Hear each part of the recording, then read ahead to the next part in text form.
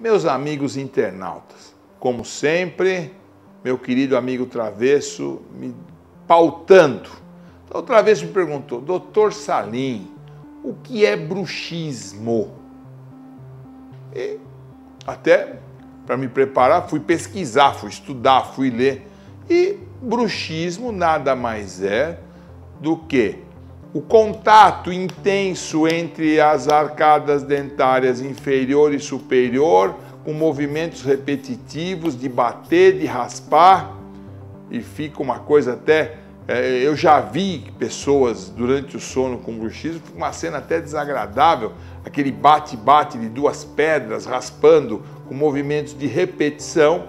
Isso ocorre durante o sono, causa muito prejuízo na boca, na arcada dentária, destrói dente, quebra dente, mexe no desenvolvimento quando ainda a pessoa é jovem ou adulta jovem, e causa muito problema dentário.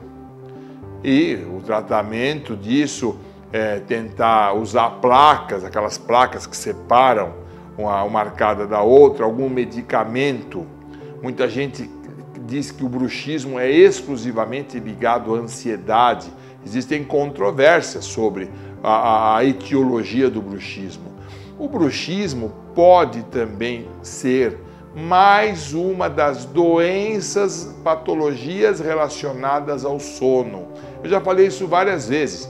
Teoricamente, não é o meu caso, não é o caso dos médicos, o sono significa 1/3 da vida de um ser humano.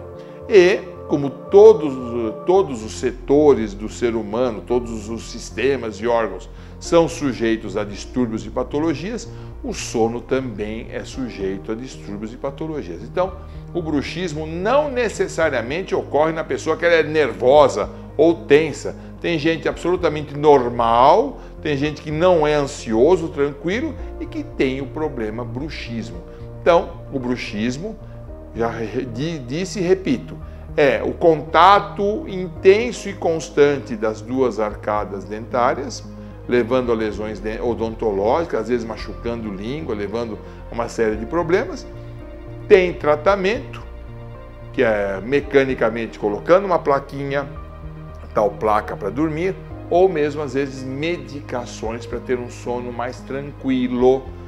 E não obrigatoriamente ocorre em pessoas nervosas, tensas e ansiosas. Eu acho importante dizer isso, porque toda vez que alguém tem bruxismo, você é muito nervoso, você é muito tenso, você precisa se acalmar, e a pessoa fala: não, mas eu não tenho nada, eu sou uma pessoa tranquila.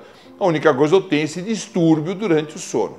Então, o bruxismo é mais uma das patologias relacionadas ao sono, sem uma identificação perfeita e muito pouco valorizada. Então, é bom quem tem bruxismo procure o médico, sim, porque tem tratamento, tem medidas para melhorar isso.